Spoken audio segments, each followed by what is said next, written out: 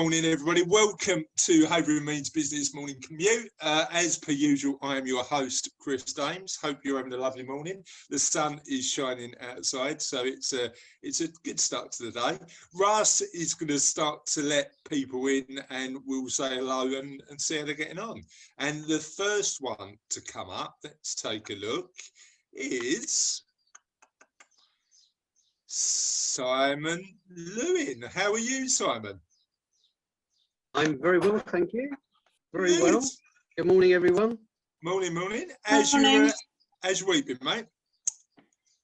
It's been okay. It hasn't rained too much. Been back to the office, which was nice, which makes a change. And yeah, no, it's been a very, very good week. Now, Sandra and I were chatting before, and we're both incredibly busy at the minute, particularly this week. And I've had a bit of a stressful week as well, because in part of workload and in part of a couple of other factors. What's your biggest de-stress tip? That's my sort of opener. I've just seen Lisa's camera. Lisa, do you want to invite all the family on? I'll get Sophie. Allowed. Look, she wants to come on, but she's pretending she's shy, so she keeps creeping in and then creeping off. Yeah, sorry, Simon. I'll come back to you on that. I know I've probably told you this story on Morning Commute before, but at the start of lockdown 1, I was engaging with a brand new client, and we were doing that first getting to know you meeting, help me understand how I can help.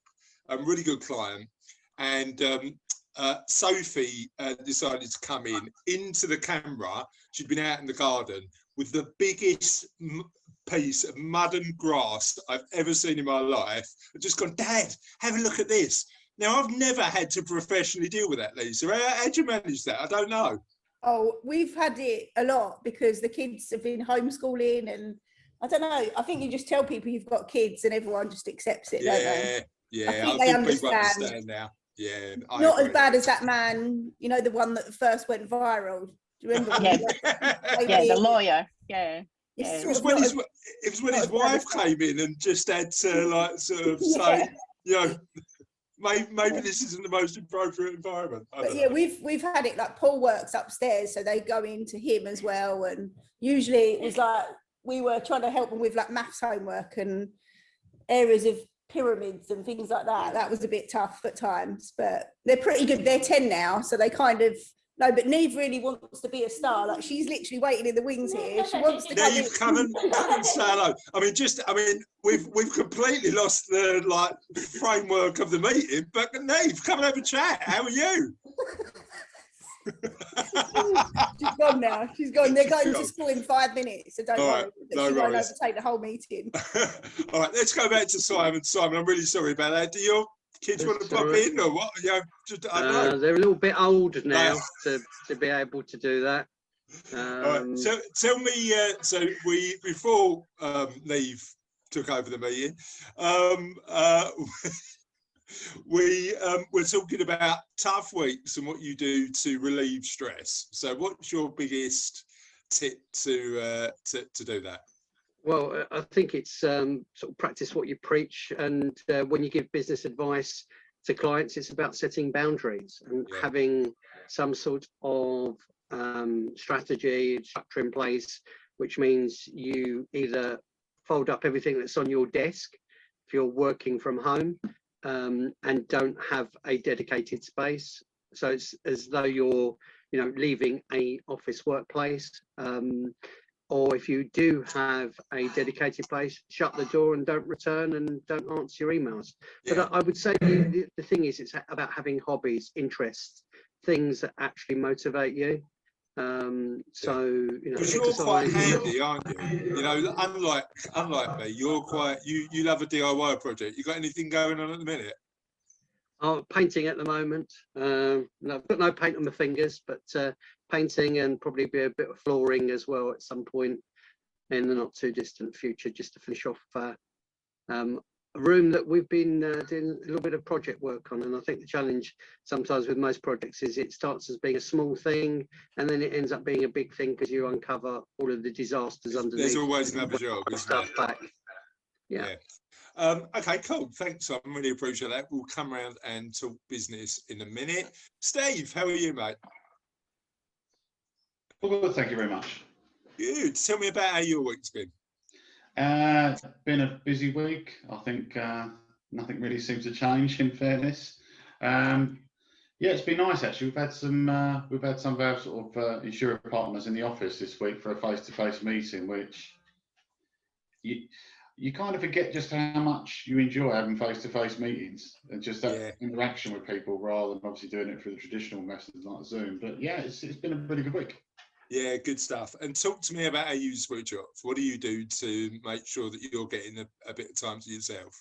I think that at some points you do need to switch off from work. I think, like with anybody, you do have some good days and bad days, and I think certainly between myself and Sam is that if we had a bad day, we allow the person to vent for 15 minutes, get out of the system, and then you move on the rest of the weekend and kind of make sure you have some downtime, whether that's going out for a meal or whether it's out paddleboarding, wherever it may be. So.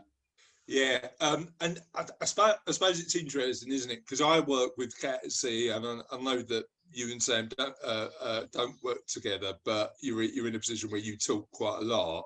Help me understand how like that. So venting at the end of the day then allows you to just go, right, I can leave it alone, right? Yeah, this is it. I think if you let it fester, it makes the situation worse. If you just have a vent and just put the world to rights, you feel better for it. And I think not only that is that I suppose with my industry is a little bit different from Sam's. I can be a bit of a different sounding board because I approach it from a different perspective to the way she would approach it. Yeah. So sometimes just talking something through, you see something from a completely different way that enables you to kind of deal with whatever the problem may be. So could Sam came on the podcast the other day.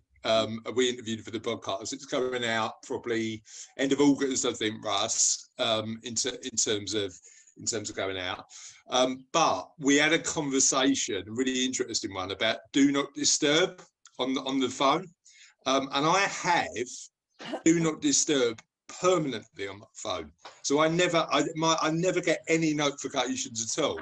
And the reason that I do that is because it allows me to manage my attention in a way that effectively I decide who I want to respond to or not, and they'll get a call back if actually I really need to talk to them. And Sam was saying that she does that, but only in like certain hours during the day. But what do you do about that? I mean, I suppose we're trained at work to always be on and always be responsive. Actually, I want to be proactive as opposed to reactive in the work we do, and it sort of changes the dynamic a bit. Thoughts? Well, I suppose most of my clients know. I've always said the same thing. If you can't get hold of me and it's important, leave a message and I'll come straight back when I'm available, kind of thing. So I think my clients know I'll always return the call. It won't necessarily be 5 minutes after the call. It might be later in the day, but clearly if it is important, they'll let me know because I'll get a text messages saying, actually, it's really pressing. Can you just drop what you're doing and give me a call back? So I think as long as you manage expectations from day one with people, I agree. Yeah. I think it's something you should be able to manage. But yeah, I mean, everyone's different, aren't they? I mean, I've known Sam. I mean, it makes me laugh that sometimes when Sam's dealing with something, she'll get the same number or call her. And she said, like, I've just had the same number call me 22 times while I've been in a meeting. Right. But didn't leave a voicemail message. But you know what? I mean, this week when I've checked my phone, there seems to be a lot of phone calls coming in, and there was a thing on the radio the other day about prevalence of scams now and scam calls. And I just, if I don't recognise the number and they don't leave a message, there's not much I can do about that. And I don't actually, if it's important, leave a message and I'll get back to you. But yeah, it's an interesting. In fact, I won't take any umbrage in the fact that I did call you early in the week. You didn't return my call, so. Well, I do. No, of course, because you think that call is not an important one to return. So no. You are on my list, Steve. You are on my list. Expect a call after the meeting today. Thank you for the live on Facebook in front of 700 people plus everybody in this room reminder. I mean, like, I've got to call you back now, haven't I? I'll keep you updated whether he does or not. Yeah, true. Thanks, Steve. I really appreciate that. Before I get into any more trouble, I'm going to move on to Julie Wedge. But I know that every time I speak to Julie Wedge, I put my foot in it anyway. So I don't know whether should we move on to Sharon? No, we'll move on to Julie. How are you, Julie? Yeah, I'm okay. Thank you, Chris. You okay? Very Obviously good. in a lot of trouble this morning.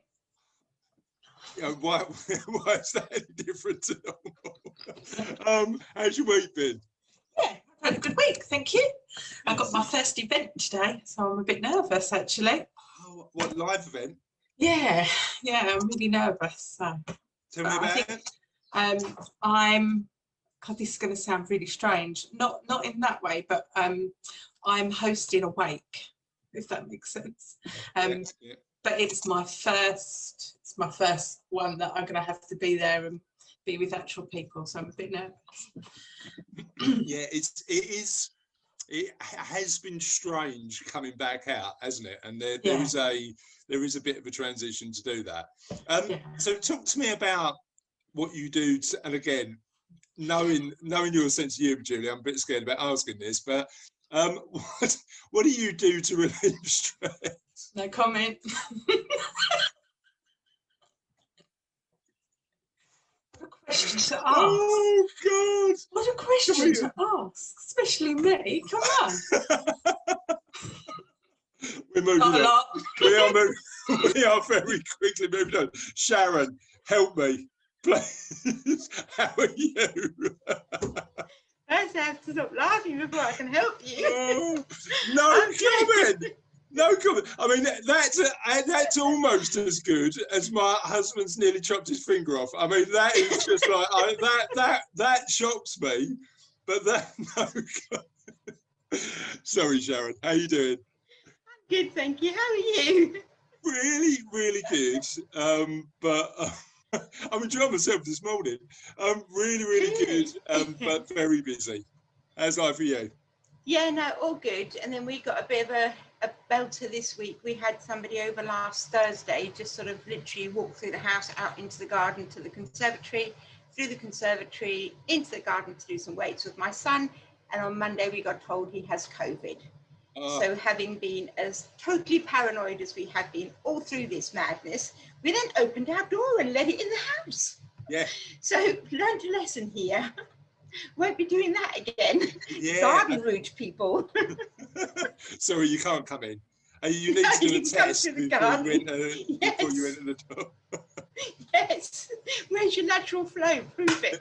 Exactly. Sorry, please come equipped with a test result. Otherwise, what a bizarre world we live in, though. So are you all self-isolating now? Yeah, we've now been self-isolating, and I was out at the weekend because obviously we didn't get this message till Monday. We saw him Thursday. I just started to get out and about and actually interact with people. And I was out at the weekend and I had to tell all of those that we've now got to consider self-isolation. So it's been a bit of a snowstorm, really. Yeah. I mean, it's. I think part of the challenge, particularly when you're running a business, is that lack of stability, isn't it? You know, you can't plan, and if something happens, it throws it all up in the air again. It's been an interesting one. Yeah, no, 100%. It's been a busy week otherwise, apart from that. It's been good. So it sounds like a bit of a stressful week. What do you do to relieve stress? Please don't say no comment. No, I won't say no comment, I'll tell you. I walk and I put my music in. So this is my standard thing every day. Good 50 minutes, put my music on, ignore the world. In fact, anyone local, apologise for the singing, because if I get distracted, I just start to sing along with the songs so that I bring myself back to, this is what you're doing now. That's my... And if I remember correctly, and I might have got this wrong, you love a bit of country and western, don't you? I do.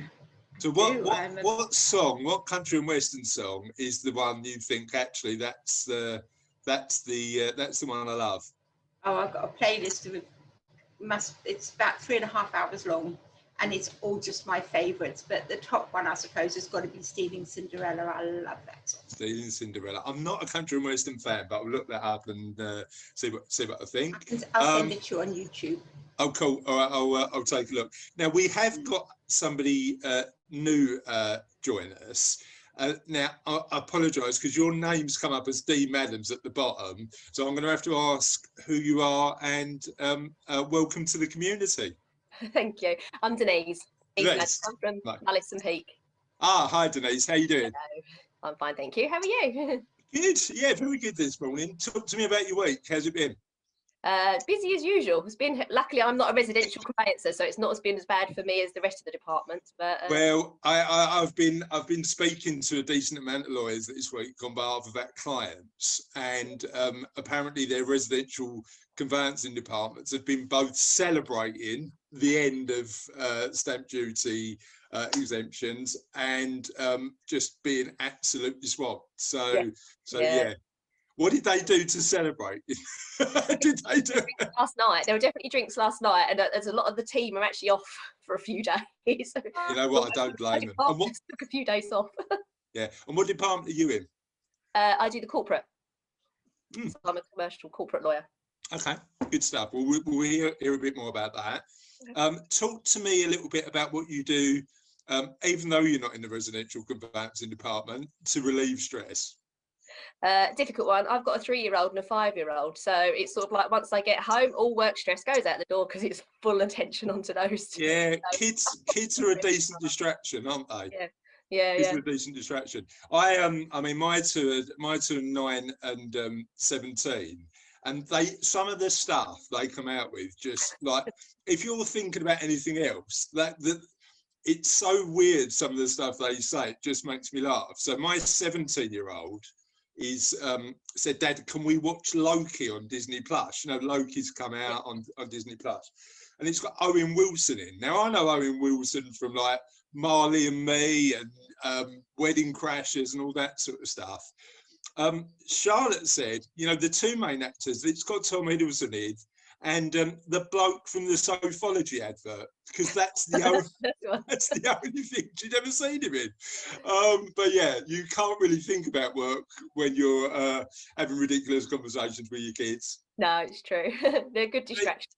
Denise, talk to me how lockdown's been with little ones. Interesting. It's not been too bad. My youngest in the second lockdown was still at nursery, so that wasn't too bad. So it kept him entertained. He's the hardest one to entertain at his age. Yeah, homeschooling has been interesting. Apparently I know nothing. Had that conversation lots. Yeah, I've spoken about this on Morning Commute before, but for the business, I interviewed a lady at the start of lockdown 1 for Cervelo. So during lockdown 1, we did some online interviews called Cervelo Live, where we interviewed people who we thought might be interested and thought might have a good insight. And I knew the Financial Education Teacher of the Year 2019, and I just wanted her on to just pick her brains about you know, the importance of financial education, teaching kids about money, and just sort of have that conversation. The real reason, Denise, was I was really failing at homeschooling and I just needed advice. And the best advice she gave was, don't be too hard on yourself, because like we were all in that sort of environment where we're trying to sort of learn as we go along. So yeah, but we got through it, didn't we? Yes, we managed. So it's all right. They're back at school now. Good stuff. Lisa, how are you? Yeah, I'm good now. My two have now gone off to school, so that's good. How was homeschooling for you? How did you find it? Do you know what? It was a bit easier for us because we've got twins and they were doing the same work. That made life a little bit easier. But they did want our attention at the same time. The first lockdown, I think I did all the homeschooling, and then the second time, Paul and I sort of shared it a little bit, which was, I think, a little bit, well, it was definitely easier on me. I'd have to let Paul comment on how he felt about it. But yeah, I think they're 10, they're older. They kind of understood that we needed to try and work as well at the same time. They're pretty good kids. I mean, Neve is more, I think girls maybe are just, she's a little bit more demanding, shall we say. And Elliot is like the most laid back child ever. So they kind of balance each other out in some ways. But yeah, it was interesting. We all survived, like you said. I think survival is the right word. We survived it. We got through it, didn't we? I think that's And I did learn about sort of areas and you know, all different calculations that I needed to learn. It got to a point where they started to do trigonometry, which I'm pretty sure I didn't do till I was about 14. And then I was like, I just can't even learn this. I just can't do it. I don't think I remember doing it at the time. So yeah, that's surprising what you unlearn over the years, because we would have had to know it for, like, I know, maths, GCSE, but if you don't use it every day, it's a difficult one, isn't it? And I said something once about, and it really has haunted me, and I really wish I'd never have said it. I said something like, well, I've never used this. I learned it and I've never used it. I don't know when you're ever going to use it. And now they play that back to me all the time. We're never going to use this, Mum. Why have we got to learn it? And I believe it's important to sort of learn and develop, and I encourage my girls to sort of be as educated as possible. I think that's super important. But I also think that, and again, Sandra might have a comment on this, because I know she does loads of work for schools. Some education is designed for an industrial age. So the memorization of a lot of knowledge actually is irrelevant now. We should be teaching our kids a bit more skills in terms of negotiating the modern world, because knowledge you can get on tap, can't you? But it wasn't the best thing to say, really. Now my kids. That was a real moment of frustration, and I just said what I thought at the time. But now my kids say that to me. But Dad, not everything at school. So you sort of create a rod for your own back, don't you? Definitely. Talk to me a bit about how your week's been. Yeah, it's actually been a really good week. I think I've done a lot of work on sort of how we take the business forward, and just kind of thinking about what we do, because I recognise we're always within care, you're always kind of in a period of growth, because you're constantly thinking. And I think we've just got to a point now where we've decided we're going to work with about 50 clients within our business, and probably just kind of leave it at that in some ways, just because otherwise you kind of are constantly, the team's constantly in this period of, you know, we need to grow, and it kind of takes it out of you, I think, sometimes, when it feels like you can just go on forever. Does that make sense? I think 100%. And I think sometimes growth for growth's sake is, creates more pressures than it gives benefits, so it's an interesting one. And talk to me about stress relief. What do you do to... This is really, really boring, but I sleep. Paul makes me, he's like, why do you sleep so much? I was like, but sleeping is like my hobby. I just really like to sleep. I can't lie. It's just, I could go to bed at 8 o'clock every night if I was allowed. So I had this conversation earlier in the week.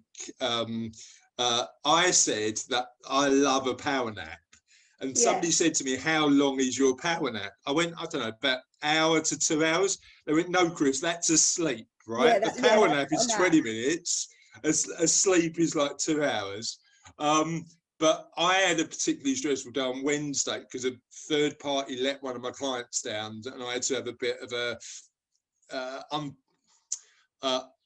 direct conversation with the third party who let my client down, and it stressed me out a bit, and that's what I did. I came home and had a nap, and it did help.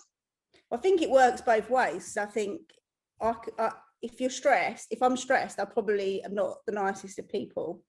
So I go to sleep, so then I don't have to interact with anyone and annoy anyone or argue with anyone. But if you're tired, it makes it worse as well, doesn't it? So really, it's a really positive thing for all of my relationships. Me sleeping a lot.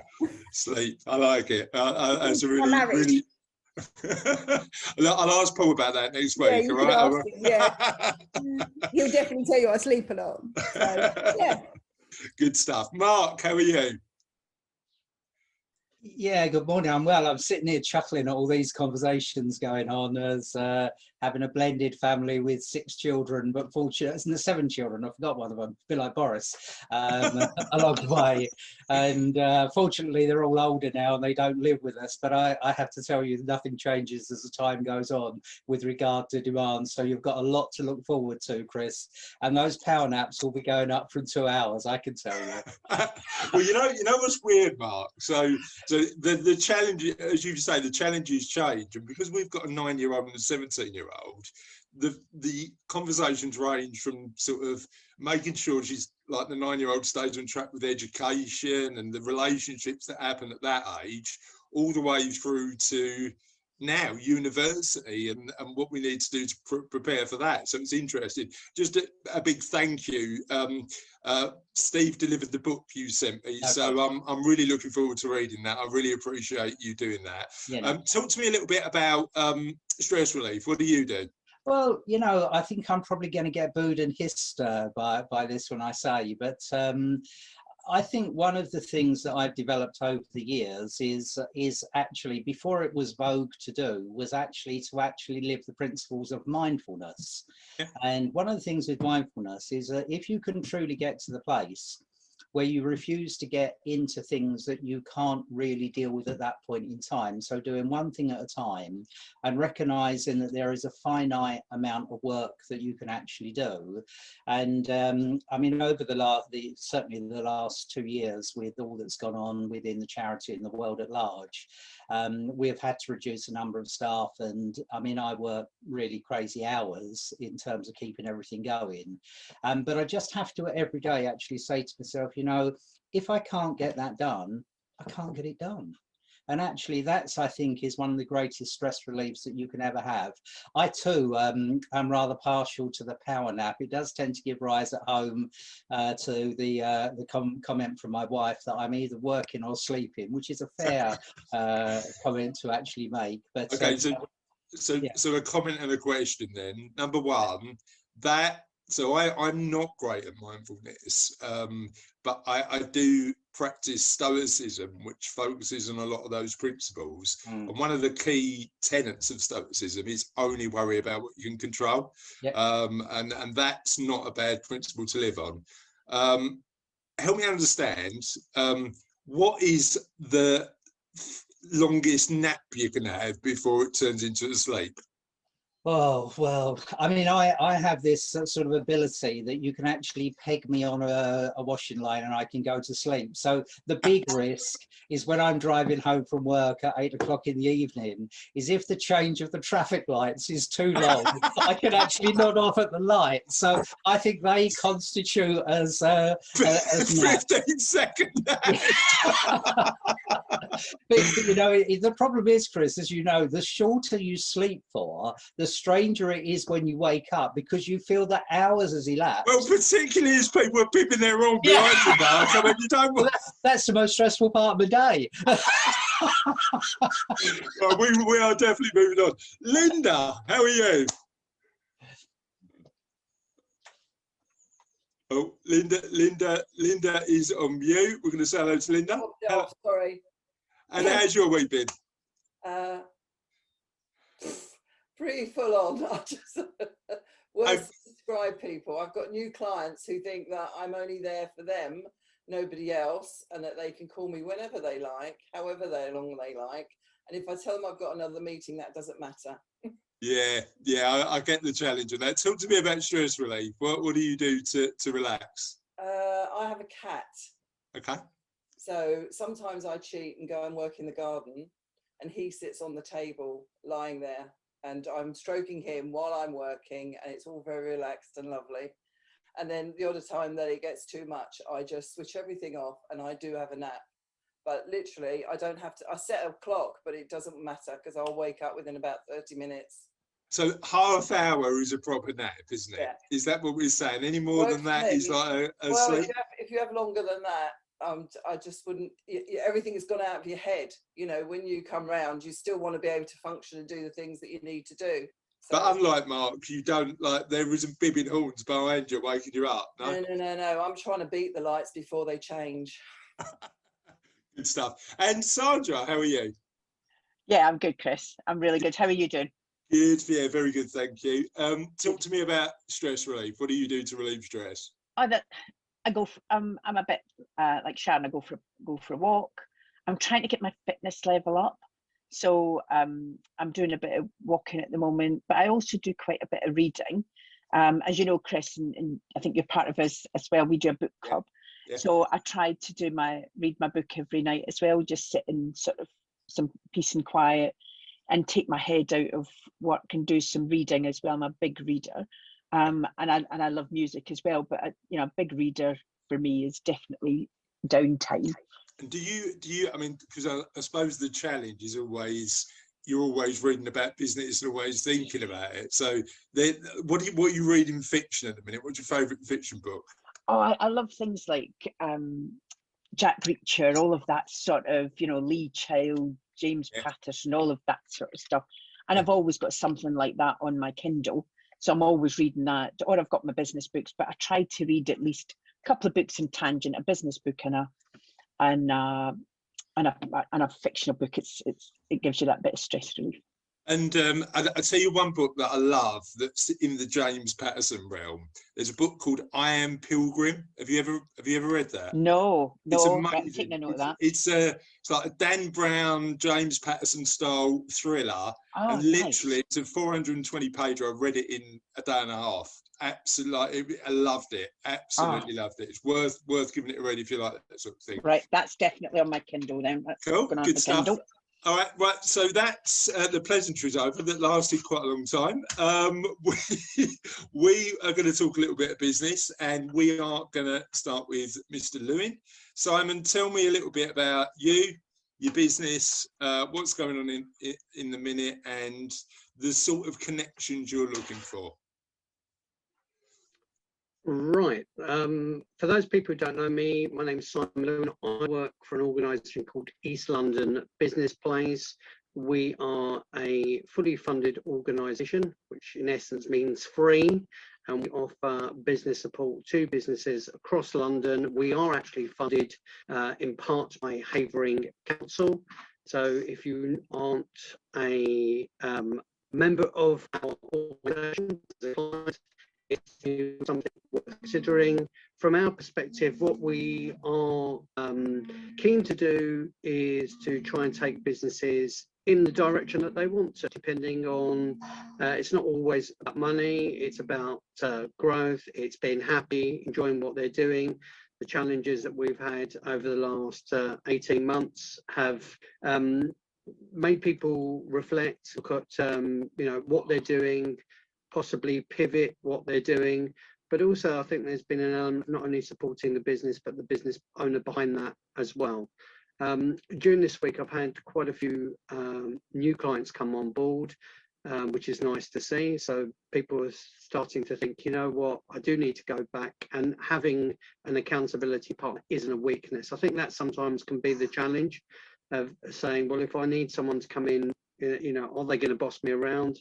No, we don't work like that. It's your business, and it's a journey we would like to go on with yourselves in order that you can earn the money that you deserve. The other thing is, seems to be quite a bit of interest in terms of the hospitality industry that's growing. There seems to be more opportunities there. So, you know, clients want some support in terms of making sure that they're compliant, meet all the right regulations, etc. The other thing is about procurement. We seem to have quite a lot of interest at the moment about procurement. How can we win tenders? What do we need to do? How can we be tender? So that's another thing that we offer through our organisation. Amazing, good stuff. Thanks, I really appreciate that. And you talk about the support you provide and having an accountability partner. Do you think there's a barrier sometimes with business owners in terms of thinking either I don't need or I'm too embarrassed to get the help that I need? I think it's those, and I think sometimes there is a third option, which is they might have experienced someone who's suggested that using a recipe will make their business successful. And I think there is this realization that all businesses are the same. And if you try and encourage someone to do something that they're not happy with, they're not going to do it well. If you encourage and show them the way, and they they feel that it's their own decision and they're happy doing it, the success rate is likely to be a lot higher. So you know, one size doesn't fit all. Yeah, I 100% agree with that. And it's what Lisa was saying earlier about, you know, making decisions that are right for your business, as opposed to turning around and going, I need to go down that road. I think you've got to make sure you make those decisions that work for you as a business owner in your life, right? That's correct. And also making sure that you're protecting yourself, because I think there are a lot of people that haven't got the right policies, procedures in place, from the most basic things like service level agreements, or having used someone or used a template of some sort that's out of date, and it really doesn't protect them in any way. The amount of people that say, oh, well, I didn't think about taking a deposit up front or get heart payment up front. Well, you don't know these people. How do you know if it's a new client that they're actually going to pay you for the work that you've done? Yeah, you got to get the contracts and the legal terms in play, haven't you? I think you're right. Thanks, Simon. I really appreciate that. Steve tell everybody about a little bit about you, your business, and what's going on work-wise. Right. Well, my name's Steve Shilton. I'm account director for ERB Commercial Risks. We are an independent commercial insurance broker. Offices in now Brentwood and as well as in Thames Gateway. We're traditional commercial brokers. We effectively do anything that's either motor, property, liability, PI, cyber liability. The list is endless about what we do. We probably cover about 95% of any business's needs. Anything probably outside of that will probably require a specialist broker. But ultimately, yeah, our business is going from strength to strength. We're continually growing. We've continually grown ever since we were accepted in 2014. We're a family-run business. It's quite a small net team that deal with our business, but yeah, it's a busy time. And talk to me a little bit about some of the cases you're working on at the minute. To be honest, the list is varied at the moment. As we've probably covered off in the past, Chris, as you well know, the PI market is fun and game for me, particularly in the last couple of months, because I've had to do another couple of more cladding risks, and because of Grenfell, that is problematic. But yeah, I mean, like I say, we've got a whole selection. I mean, what was I saw? We went to do a survey on a client last month that was.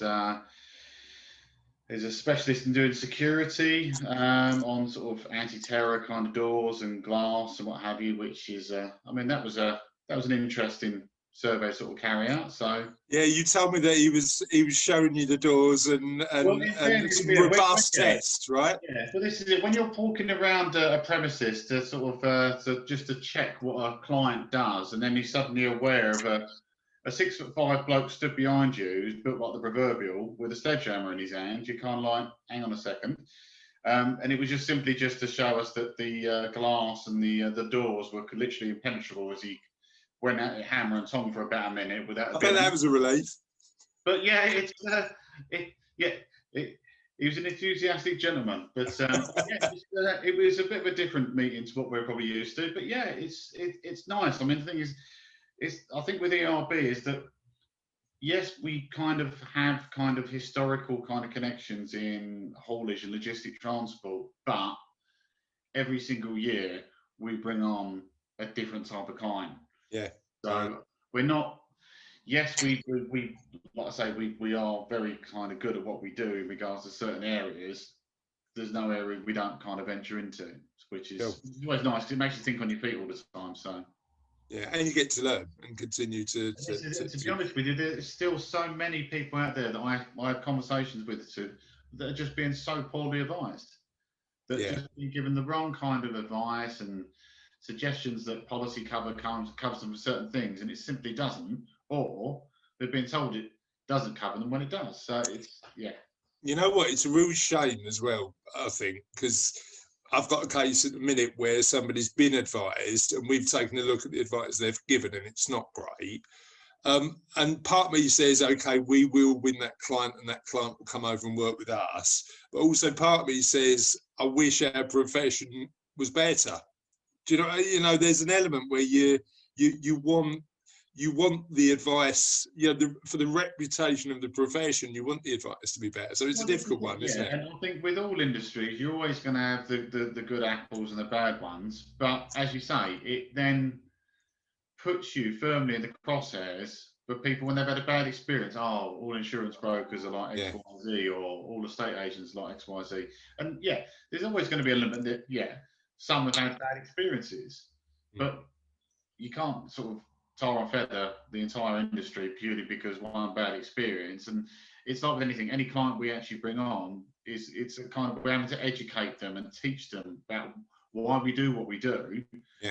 I'd rather our client have an understanding about what we're trying to achieve and how we go about it, so they're kind of invested in what we do, and it's not so alien. It's not you just paying a set amount of money each year and not really understanding what you're getting. If we don't explain what we're doing, we're not going to keep it for the long term. 100%. All right, cheers, Steve. Really appreciate that, mate. Denise, talk to me about you, organisation, and what's going on in your life work-wise at the minute. Right, as I mentioned, obviously I work with Mullis and Peake Solicitors. We're based in Romford and Shenfield. We've just recently expanded our Shenfield offering, funnily enough, so we've got a bigger building and more people over there. We offer a full range of legal services, and in some respects for a local firm, quite unusually, we have quite a large corporate team, commercial team. So we offer the work I do, which is corporate commercial. We offer commercial litigation, and also commercial property. So for a high street firm, it's quite unusual to have such a big commercial team. Wide range, yeah. Sorry. And what's keeping you busy at the minute? Lots, actually. It's a lot of people looking at their business structures, funnily enough, and looking at different ways to restructure their business. There's quite a few acquisitions going on. Some people have just decided they've had enough and they want to move on, want to change. A lot of agreements as well, sort of partnership agreements, shareholders agreements, people realising they need to look at their relationships potentially as well. So we've got that sort of stuff. And I think in the employment side of it, there's a lot of people looking at different policies, particularly home working policies and things like that, and how to put those into place. Because obviously when it went into lockdown, first of all, if you didn't have a home working policy, it was a case of, we'll sort that out later, just get everybody home. But now obviously everybody's got the time to think about it, got to look at home working policies and things like that. Yeah, but it's interesting, isn't it? Because lockdown has sort of, certainly for professional services businesses, has provided people with a bit more time to think about some of the fundamentals. Certainly in our world, a lot of our clients are coming to us because they've started to think about what's next in their lives and they need to get financially organised.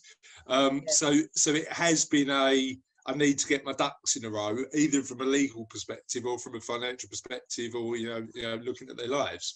Talk to me about sort of the contentious stuff that you do. Do you do any contentious stuff, and how is that best managed? Because in the divorce world, you might sort of look at a mediation process, mightn't you? Would you do that in the corporate world or not? I don't do the litigation side of this. We do have our commercial litigation team, and you tend to, the whole principle of the CPR is that you try and avoid court action.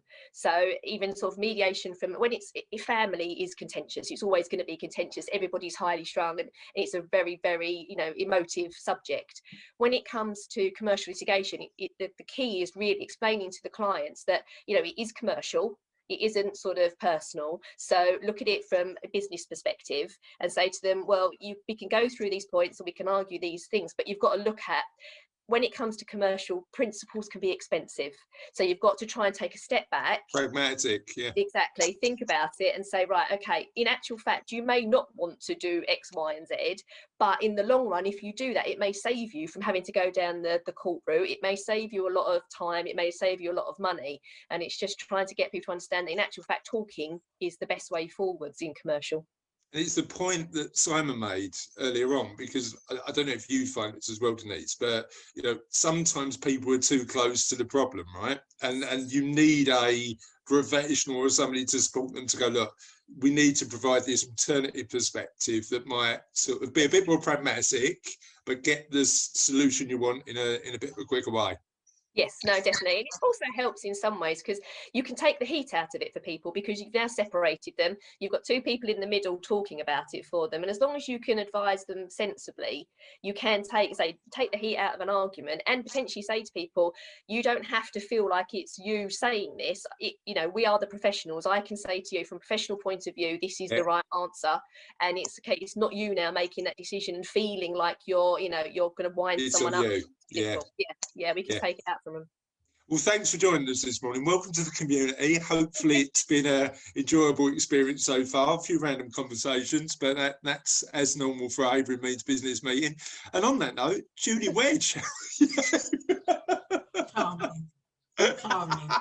I can be professional. No, I know you are. You definitely are. You definitely are. We love you at Avery Means Business. You know that, Julie. I do have a sense of humour. Yeah. You know what? It's interesting because one of our values at Savella, and I think it's probably applied at Avery Means Business as well, is a sense of fun. You know, I think we all spend so much time working. We've really got to try and enjoy ourselves along the way, right? I find that my sense of humour has to come across because I work with people that are going through pretty traumatic times. Yeah. So if a little lightheartedness does come up, then why not use it? Because that's when you build a relationship. And you know what was interesting? So my mum passed away probably 2 years ago. And my mum loved to laugh. And it was nice that we could reflect that in the funeral, funnily enough. You know, it was one of those things that I wanted her personality to I didn't want it to be a really somber affair. I wanted a bit of fun attached to it. So yeah, it's nice. But I know you do. So before we have a bit of a more in-depth conversation, tell everybody about who you are and what you do. Okay, well, I'm Julie, and I work from home, which doesn't by any means mean that I am small, but I deal with fresh flowers and I work extremely hard. And the event sector is coming back, and I have my first wedding next week, so I'm really excited. Ladies really chilled out about it. So yeah, and then I've got my biggest wedding ever at the end of July, so I will be needing to see the hairdresser in August. Okay, so some grey, yeah. It's growing every time I speak to her. So when you say the biggest wedding, what's it involve? A big installation. And by installation work, that means I'll go to the venue and create on site. I learned a lot, and I had to sit on my hands a bit last weekend because she's having 15 table arrangements, which are quite elaborate, and she got totally confused. And when I had to say to her, well, she said, oh, can you do it? Because I was going to do it. And then I gave her how much it's going to cost, and she just went really quiet. Yeah. And my husband said to me, sit on your hands. Don't go and be friendly, Julie, like you usually are. And don't try and people please. Just sit on your hands. She'll come back. And she did. Yeah. So yeah. So my workload has increased. Yeah. It'll come back to me. There's a really good book on negotiation that I read by a guy who was an ex-FBI negotiator. And if I don't remember it, I'll put it on the notes. But that book was a bit of a game changer for me, because I think sometimes when we're talking about the cost of our services, we tend to over-talk, don't we? As opposed to saying, this is what it is. I know I deliver value. And then you need to make an independent choice about whether you work with us or not. Alfie said to me, you're devaluing yourself. Stop it. So big learning curve. It's important. No, yeah, and you know, it's not all going to be fresh flowers. I'm doing quite a large part of it is all going to be dried flowers. So I'm looking forward to that. Amazing, good stuff. Well, lovely to see you as always. Sharon, how are you? If I can get myself off mute, you might hear me. I've had a really good week, actually. I did a webinar with Ian this week, which was really, really good. How'd it go? really good. Definitely be repeating that one. It was a very good one.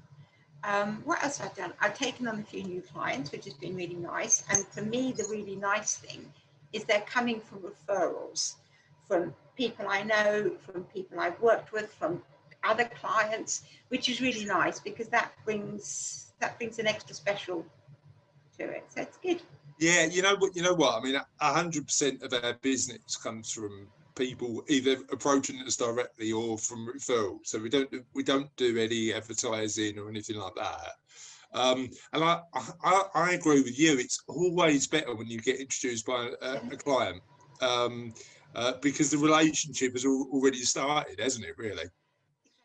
But we're on top of that. We are doing some advertising. So I'm going to be doing some work with Carol. Carol's not here this morning, but we're going to be doing some leaflets. I've got an ebook which is now just in the graphic stage, so it's just being beautified finally, and that's going to be going out on Facebook behind some advertising. So it's a few things, but just pick it up a bit. And I know your webinar earlier in the week was.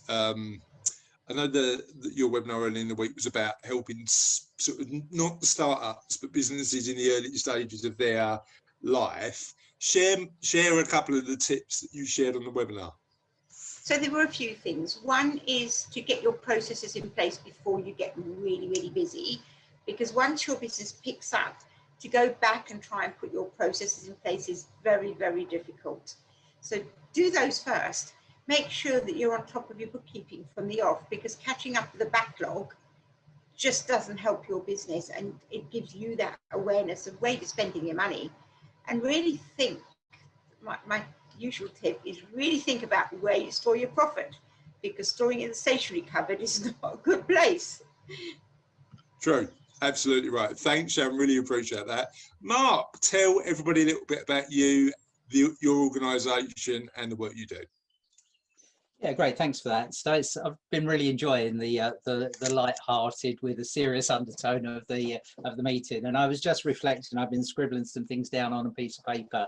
Next year, I'll have clocked up 50 years working, because I started when I was 3.5, which is how I've managed to do that.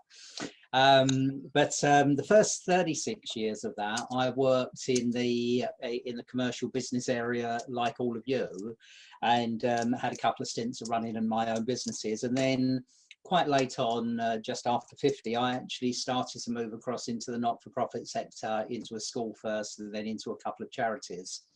And I think for me, the really interesting thing coming here today and listening is, you know, that although we might think that things are very different between business and charity, the charities that are successful today have a real business thread that runs through them to actually sit alongside their if you like, their mission as a charity.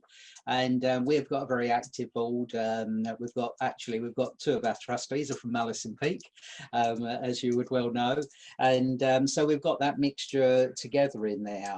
But I've been really working on two things, and I try to make sure that I've got an operational focus to what I'm doing, but never to forget there's a strategic process part to it. So we've filled the majority of our marathon places with people who are a lot healthier than I. And I only run in a marathon if I've got a full cardiac team alongside me, pushing me along in the bed that I'm laying in, frankly. But most of those places are taken. If you hear of anybody who still wants to run for charity and raise money, I think we've got 2 places left. But then also we've been developing our work with the sponsorship from it with businesses, and we do this thing whereby we have family stories on each of the golf holes. And the family sponsor those holes, and then a business sponsors them as well, and it gives a real focus in our golf day, which that's for, to make sure that our work is at the centre of people enjoying a corporate day.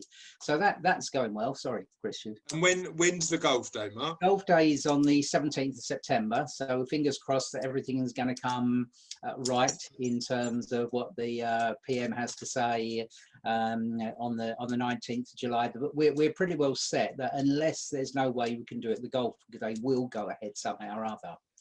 So that's going well, but what we're really looking to do, as far as within that corporate sponsorship, is to not just tie up a sponsorship for an event, but is to really open relationships with the people that are in those businesses, that actually works two-way. One, that it actually works for the business, because the more and more I talk to business people, there's so many of them that really are wanting to just give something back, in recognition that you know, they've had a good life themselves, and contributing back into that. I mean, we had that conversation. I mean, firstly, thank you for inviting me to step and seeing the amazing work you do. But I think we had that conversation a couple of weeks ago, didn't we? Where, you know, effectively, I think if you have been lucky enough to do all right in life and build a business and help people doing what you do for a profession, and again, you know, everybody's different in their opinion to this, but I think actually doing some good in your community is something that I'm committed to, and that's why we're really glad to have you come along and promote First Step to the HMB community as well. So thank you so much for coming along. Really appreciate it. Okay. Just a quick one before we move on to Lisa. Lisa, before we start, the book, I mean, Russell's already done it. Russell's already commented on the book, but as I've got my bookshelf behind me, I managed to find it. The book's called, the negotiation book is called Never Split the Difference, by a guy called Chris Voss. It's a really good read, and certainly a book I learned a lot from. Before we go on to Lisa, just if you are watching on Facebook, and I know that a few of you are, because I can see the numbers, feel free to comment, feel free to say hello, feel free to tell us a little bit about your business, and I'll make sure your comments get read out. Lisa, tell us a little bit about you, your business, and what you're up to. So hi, I'm Lisa. So I run a company called Radfield Home Care, and we support older people kind of across the Havering community, whether that be kind of in their houses or trying to, as we're trying to do now, sort of encourage people more to get out and about, because we know that that really kind of makes a difference in terms of people's loneliness and just their kind of desire to feel attached to the community.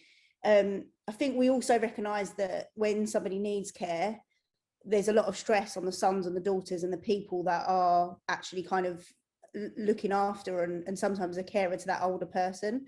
So we're kind of looking at different ways in which we can sort of develop our services to help better support those people going through that period of time, which is often a bit of a crisis point in their lives, which they're not always aware that's going to happen. It can happen really quickly, or it can happen over a long period of time.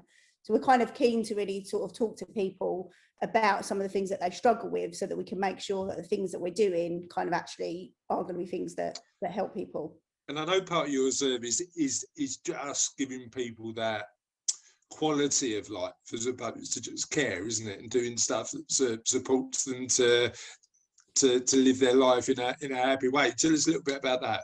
Yeah, so I think when we kind of got into the business, it's obviously within care, people typically think of like the real critical care that people need, but we really like to start engaging with people in the early stages, because the more people have care, like small things, or support is probably what people would prefer to call it, earlier on, the kind of better it is for them. You know, loneliness, like we talked about the other day, is like really, you know, high. It's much more prevalent now since the pandemic, and actually there's really small things you can do, like taking someone out for a cup of tea, having a coffee at Costa, whatever it is, really makes a huge impact to people's lives. So for us, our original service was kind of home care. I think we really see the benefit to people when they actually go out and they do things within the community, and, you know, kind of feel productive and be part of what's going on. Just to say also, like, I know Simon talked earlier, but I've worked with Corinne, who I believe you work with, Simon, and she's been amazing help to me and support, and, you know, kept me accountable on things, and I think that has been really kind of good for us. So I'd highly recommend it to anyone if they've not signed up for that. It's definitely been worth it for just have a sounding board of somebody. So yeah, I mean, the guys at East London Business Place are brilliant. We've worked with them for a number of years, and Simon and Glenn and all of the team are really good. So thank you for that, Lisa. Really appreciate that. So as businesses get back to normal and we all start employing a bit more, I know I'm going through the recruitment process at Savello at the moment, we need to know what we need to do from a HR perspective. So that's why it's really good that we've got Sandra and Linda on today, who are doing our guest presentations, talk us through some of the things we need to consider when it comes to HR. Sandra, take it away. Russ, are you setting up Sandra's presentation? I'm good. I've got it here. Okay, cool. Thanks, Chris. There we go. And I'll just stick it on slideshow. There we go. Thanks, Chris. Thank you. It's always good fun in the morning commute. Thank you. Thanks to everybody. Look, today, as you say, everybody's starting getting back to work, and what I thought I'd do today is just start to think about the things you need to think about as a business owner around HR and all the pitfalls and things that you might come across when you're dealing with people. Now, from my point of view, you know, Sandra Connington HR, I tried to keep the name simple so that I'd never forgot my business name, because if I did, then I'd forget my own name. So tried to keep it fairly simple. So from an HR point of view, what do? Well, we just provide HR support and services to organisations, small organisations and schools. And it's about making sure that our key objective is just to keep you guys on the right side of employment legislation. And the way we work is we become your HR department, although we're not sitting in your office, we're a remote organisation, but we just become your HR department. We take away all your people worries, we take away all your issues, we deal with them, we help you build an outstanding team. And what you'll find with Linda and I especially, we just keep it fairly basic in the language. We're not one of these HR people that's all about legal speak, and we keep it fairly simple so that you understand it and we can explain it as simply as we possibly can. So that's the way we operate. Here's the team. So there's me, there's Linda that's on the call today. Linda heads up my small business team. So she looks after everybody that's a small business. In other words, if you're not a school, you deal with Linda. I've got Sujata, who's now coming on board to look after all my schools. So I've got a number of schools in London that I work with. And I've also got Adele, Jacinta and Yolanda, who are also HR consultants that work with us on an independent basis as and when we get a bit busy. And they're full tilt at the moment because we're really busy. And we've also got Onika, who supports Linda and the team from an HR support administrator, and she's also my PA and does all my grunge stuff that I don't want to do. She's much quicker at typing than I am. I've also got Nessie, and despite her name, she's not Scottish. She's an occupational health nurse. So we've got an occupational health nurse on board as well, and she helps me and the team and you as a business work with people that have maybe got long-term sick, or you hear this thing around long COVID at the moment. So she helps you in the business work how we can support these people with long COVID or long-term sickness ailments, and she comes into your business and helps you with that. And we also have a legal team that sits in the background in all of this, and it's Palmer Solicitors over at Basildon. So we've got a legal team on board as well. So we're a fairly small organisation, but with a big heart and willing to help any way we possibly can. So what is HR? Well, that's HR, really. That's everything we do. And this is what we call the employee life cycle. And this is the journey that any employee that you take into your business goes round. Everything from recruitment and selection. So Chris, you know, if you're needing some help, Linda's your person that can help you with that. So we can help you with, you know, advertising, writing job descriptions. We supply the contracts. We help you with probationary period management. We help you with poor performance and good performance. We help you with disciplinaries. So everything, helping you with things like benchmarking of salaries. But we also, you'll see a little green blob over at the left called exit management. And we were talking earlier about how to help people maybe exit the business. So we've got redundancies, settlement agreements. We help you with all of that. So anything that touches an individual in an organisation, Linda and the team and I, we can help you manage that incident or that issue or that problem or that question through what we call the employee life cycle. So there's all the things. I'm not going to go through all of that because it would just be a bit tedious, but it's about just so that you guys can see all the things that we do as an HR team. But what I thought I would do is every day Linda and I and the team are asked some questions, and they're usually the same questions day in, day out. And what I thought I'd do is I'd pull out some of those frequently asked questions and give you some of the answers, because it might be that you've got some of these questions burning in your own business at the moment. So let's deal with some of them as we go along. So what policies do I need to have? That's the big question we're always hearing. It's the policies we can support you with. So it's things like disciplinary, capability, grievance. We talked earlier about having family-friendly policies. So things like home working is a big policy at the moment we're doing, and we're working with organisations what that might look like for them. And all the policies that we supply are all legal checked, and they also tailored to you as a business. So they're not just off the shelf policies, they're for you as an organisation. So there's lots of different policies that you need to think about. Can I still use furlough is a big question at the moment. Yes, you can. So if you're using furlough, still use it. You still get up to 80% wages for your employees, but you now as an employer as of the 1st of July have to make a 10% contribution. So the government only pays 70% now, instead of the 80 that we had up until the 30th of June. So yeah, and remember, while they're on furlough, they're still accruing holiday. So you need to remember that as well. But you can, when they're on furlough, ask them to take holiday, but you have to then pay them 100% of their salary if you're doing that. What measures should I think about in the workplace? And it's about making sure that you have reasonable support and measures in your organisation, whether it's been asking people to wear masks or shields, or the 2-metre distancing and regular cleaning in the office, whether it's staggering your rotas for coming in, leaving, who works at home, who works in the organisation, in the office. It's just thinking a bit wider on how you manage your business through this time. And the big thing I'm talking to all employers about this now is the bottom point there is talk to staff now about their intentions of going abroad. We've got the red, amber, greens going on at the moment, and it's who can travel, who can't travel, why you should travel.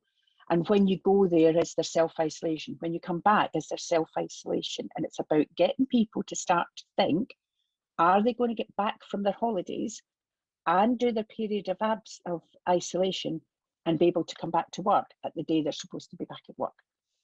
Because there might be an element that you say, well, I'm sorry, you were supposed to be back on the 1st of September. And they say, oh, I'm isolating. That period could be classed as unpaid leave. So just start talking to your employees now about what that might look like, who's intending to go abroad, and what their arrangements are for self-isolation when they come back. So that's a real big important point at the moment for employers to think about. So I have a small company. Do I have to follow processes when I just want to employ my friend? Everybody should be following processes, regardless of whether it's your friend or whether it's your family. Make sure everybody's treated fairly when you're recruiting someone. When we're looking at CVs, I had a client the other day saying, we only employ women over 55, Sandra, because they're less likely to get pregnant, aren't they? And you go, really?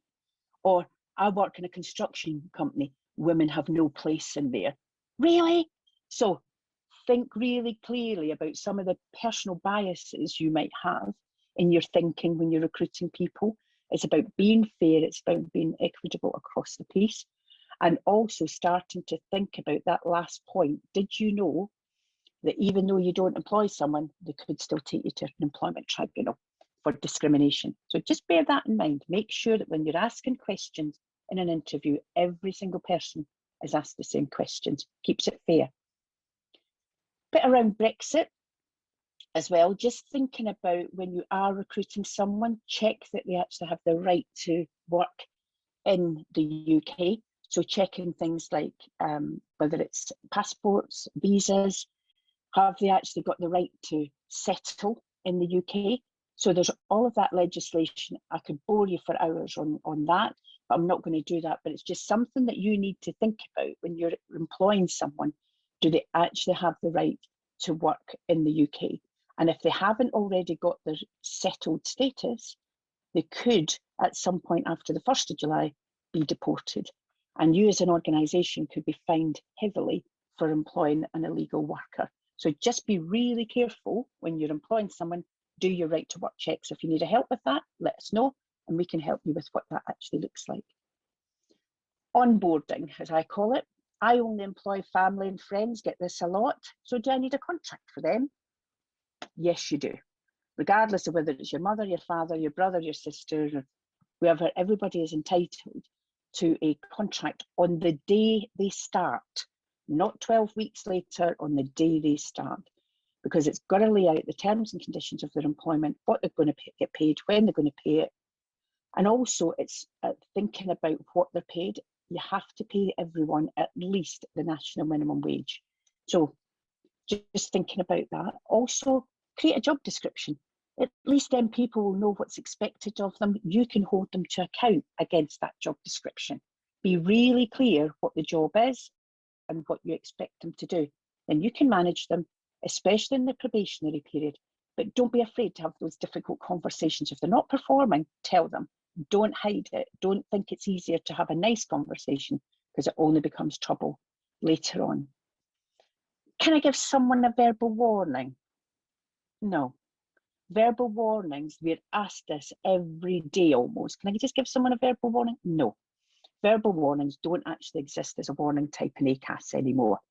Okay, doesn't exist. So just be careful when you're managing someone's performance. If they're having a problem, sit them down, have the conversation, set goals, set targets for improvement, and monitor it through that. But verbal warnings do not exist anymore. So can I just give them a letter and stick a letter in the file then if I'm giving them a written warning? No, can't do that either. There's a lot of no's in HR, isn't there? It's about making sure that you follow the process and follow your own policy, and at very least follow the ACAS guidelines. You have to carry out an investigation. You have to invite them to a hearing. You must give them right to be represented. You have to hold the hearing, and then you give them the letter, which goes on their file. It's not just a case of, here's a letter and I've just put it in your file. It doesn't work like that anymore.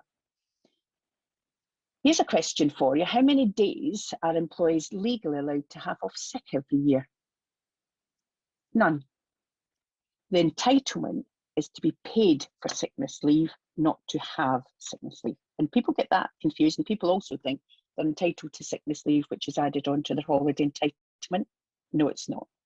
And remember, SSP is £96.35 a week, and the first 3 days of SSP is unqualified. Okay, so you don't get paid for the first 3 days. And remember, self-certification is 7 days, and that includes weekends. And then after that, they've got to have a doctor's certificate. Right, if someone who's in the business, we had this the other day, can I just get rid of them? They're always off sick. Can I just get rid of them? No, you can't do that, because that's unfair dismissal. Under the Equalities Act, there's a whole raft of Equality and Disability and Discrimination Act that applies here, and you've got to be really careful when you're dismissing someone if they have been off sick, because they could qualify as a disabled person. Although it may not be one of the protected characteristics, if they've had an illness for over 12 months, they could still be classed as disabled. So be really careful when you're managing someone's sickness, but have the conversation, ask them what it's like, how they're feeling, when they're likely to be back, what treatment they're going on. You can ask them those sorts of questions. Don't be afraid to ask the questions you need to know as an employer. I've got someone who's just lazy and rubbish at his job. Like when he comes on site, Sandra, can I just tell him to pick up his tools and go? No, you've got to have a policy for managing poor performance. You can't just sack them. Despite popular belief, you can't just sack them if they've got less than 1 year's service. There's a lot of people go, well, he's only been with us for 6 months, we can just sack him, can't we? No, you can't do that. They've got to have a fair policy for managing poor performance, setting targets, continually rechecking their targets, telling them where they're going wrong, giving them training, giving them support. It's not about just hire and fire, because unfair dismissal could apply even though they've got less than 1 year's service. A lot of redundancy going on at the moment, and I think we were talking about this earlier. And we're doing a lot of restructures and a lot of redundancies at the moment across both elements of the business, whether it's small businesses or schools just now. You've got to have a legitimate reason for redundancy. You can't just pick the person that you want to make redundant. There's a process around how people are selected. It's got to be fair, and it's got to be that if there are people in that organisation all doing similar works, it's called a job pool, and they all have to be treated the same. So it's not about you going, you're out. It doesn't work like that. And then you also have to do a period of consultation. We always do 2 weeks if you've got less than 20 members of staff. Good practice says it should be up to 2 weeks. 30 days if you've got more than 20 people made redundant, and 90 days if you've got more than 90. So it's about making sure you follow the rules. There's letters that you need to send, periods of time that you need to go through. They have to be paid their notice, and they have to be paid any holiday pay that's owing. But redundancy pay only applies if you've got 2 or more years service. So you don't pay them redundancy if they've got less than 2 years service, but you certainly have to still follow the process. So don't try and circumnavigate any of this.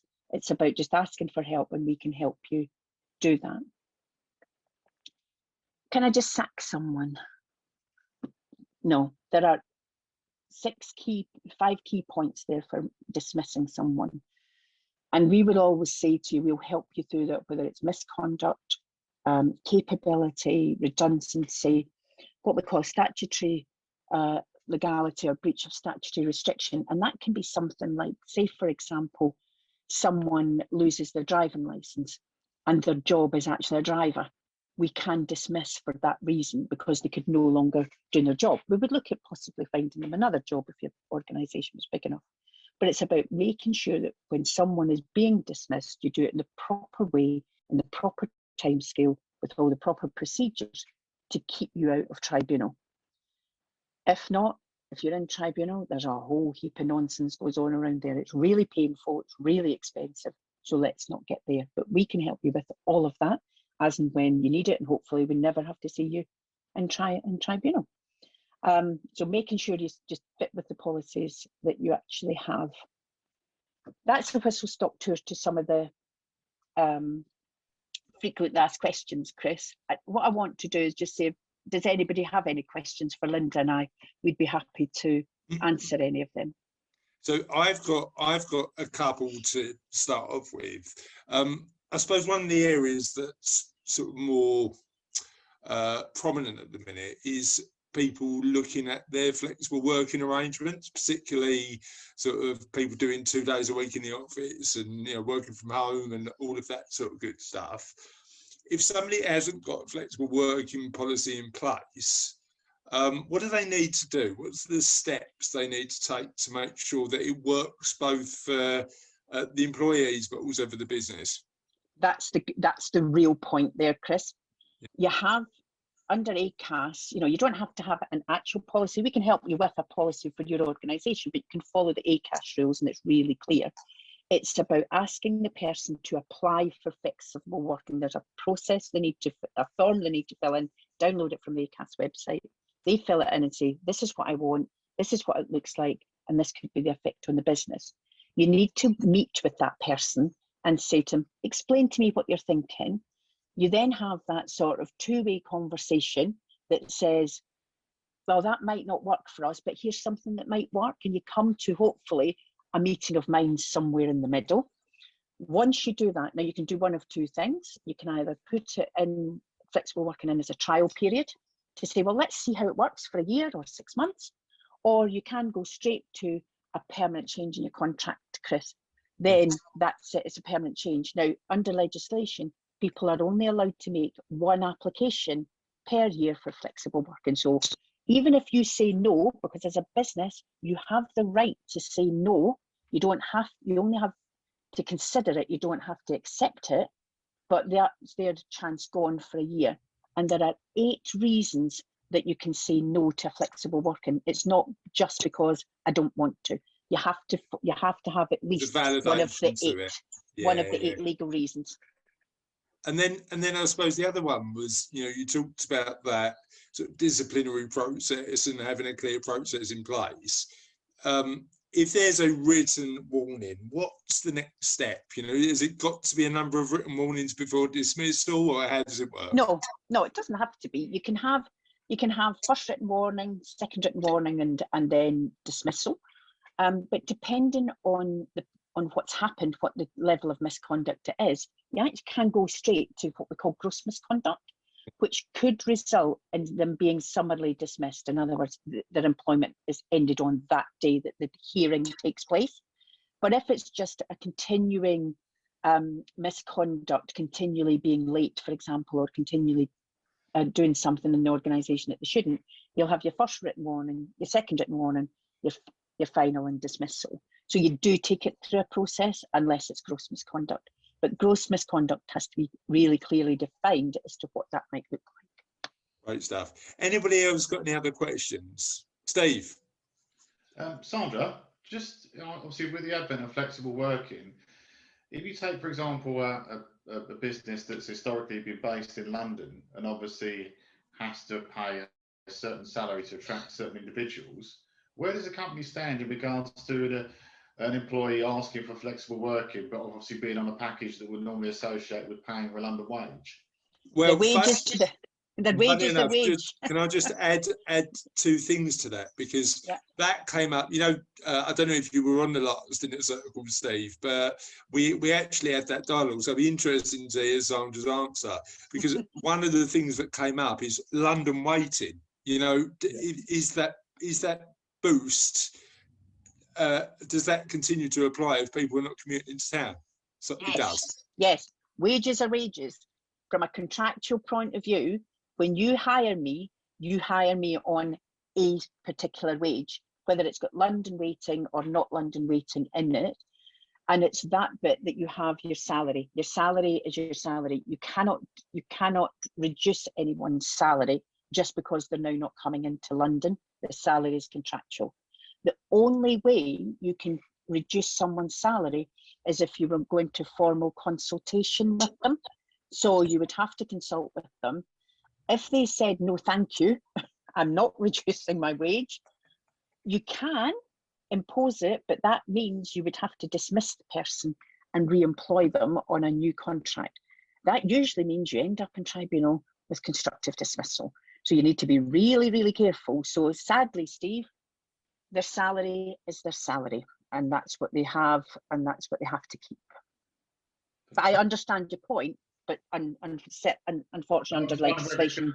Is this going to be the next kind of avalanche of changes in the industry in the city, where suddenly companies look to kind of dial down on the amount of they're paying salaries because they've got the office space that's not being utilised, they've got the salaries that are normally consummate with a London wage. You just kind of wonder if it's going to happen. Yeah, because what you then find is the company will then do a restructure, Steve. So then they'll restructure, and through that restructure, they could look at rebanding or repaying or regrading salaries. They could do that. Again, that's a whole heap of trouble, but waiting to happen. But you've got to consult properly with that. I mean, I suppose you can't just reduce it, sadly. But yeah, there's an opportunity there for restructuring, possibly. I mean, taking the HR factor into account, it will be driven by the market as well, right? You know, it will be driven by what people are, you know, will accept or won't accept. But yeah, but the thing is, you know, I guess the thing is, you might have somebody employed on, I don't know, 60,000 or whatever, and they're doing a job. The next time you recruit to that job, you don't have to recruit to that salary, because the next time could be a work-based salary. So you could then say, well, the next person I recruit to that job is going to be work-based, so I'll recruit it at, say, 50,000, for example. Yeah. So you can do it that way, but it's really different. You can't take somebody's salary away from them. Okay, one final question. Has anybody got another question? No, I don't think. Yeah, I have, if that's okay. Yeah, go for it. No, I have. Go for it. How has your business been affected by the Kickstart scheme? Well, I'm doing a lot of Kickstart recruitment, funny enough, in education. Education has really gone for the Kickstart scheme. Not so much. Not so much small businesses, Simon. They haven't really taken it up. But I've certainly seen a lot of schools doing it for bringing people in at that lower level of teaching and then growing them through the Kickstart. That I've got one teaching school that I work with, and they've just recruited 25 new teachers on the Kickstart scheme. So they're about to go through the teacher training through that process, and they then go through the teacher training, then they can be unleashed onto the world of education. But the Kickstart hasn't really been, as far as I'm aware, the ones that I've been working with haven't really taken it up. Yeah, I mean, we're actually really seriously consider using it for our next recruit. Yeah, I do think it's a decent deal for particularly for small businesses. I don't know if they've done a particularly good job in terms of educating small businesses in terms of what it's been about. No, Amazing. They haven't, Chris. Definitely amazing. not. Thank you so much, Sandra and Linda, who was clearly listening and just fact checking everything you were doing, Sandra. I know it's an important job. It's an important job. She's very good at that. She's very good. Yeah, no, absolutely, very good at that. Keeping me on the straight and narrow. And we always finish off a Havering Means Business meeting with just a quick round robin with the wins of the week. What's gone well in your week that you'd like to share with the community? Sandra, let's start with you. What's your big win of the week?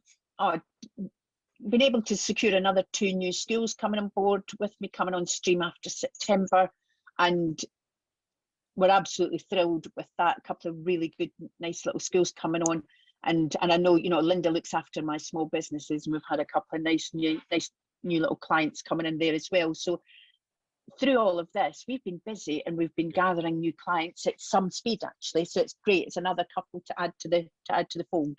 Amazing, great stuff. Thanks for that. Simon, talk to me about your win. I think, as said earlier, getting out to Canary Wharf and sitting in an office environment for only one day this week, but it was nice to see a change of scenery. Is the Wharf getting back to normal? I think it's going to be a long time before it will be whatever the new normal is. I think we've got to get I mean, there's lots of stuff going on there. There's lots more new restaurants, not more investments that have taken place, rather than just the negative element of businesses leaving. So that's good to see. And I'm sure over a period of time, fingers crossed, if everything goes ahead on the 19th, we will start to see an increase in the amount of people and hopefully the amount of face-to-face meetings that we can have. Amazing. Thanks, Simon. Really appreciate that. Steve, talk to me about your big win. Yeah, I think probably like most others, I think it's a combination of being able to have a face-to-face meeting with some insurer partners this week, which, like I say, you just can't put a value on it because you miss it so badly. And the other thing was actually getting out at the weekend. Actually went out for a meal, which is the first time I've done it this year with my partner. So. And you got a bit of paddle boarding in your life, didn't you, recently? Well, the new paddle boards have arrived, so yeah, eager to use those. But as I said to the missus, it'll have to wait until the football time was finished. Well, England win. England beating Germany's got to be a win of the week, hasn't it? Surely. You know what? Yeah, I should have said that. Yeah, England. Yeah, England win over Germany. Yeah, so I'll take that. Yeah. Yeah, good stuff. Denise, talk to me about what your win is. I think similarly to the others, it's I had a big corporate transaction. We was able to actually have an in-person completion meeting for. That was nice, and I think the firm as a whole just surviving the stamp duty holiday. You know what? It just does change the dynamic of the relationship, doesn't it? Just having face-to-face meetings. It does. And we just so everybody's aware, the first Havering Means Business live meeting, like when we could see people face to face, because I'm away in throughout the summer. We're going to do it on the 3rd of September.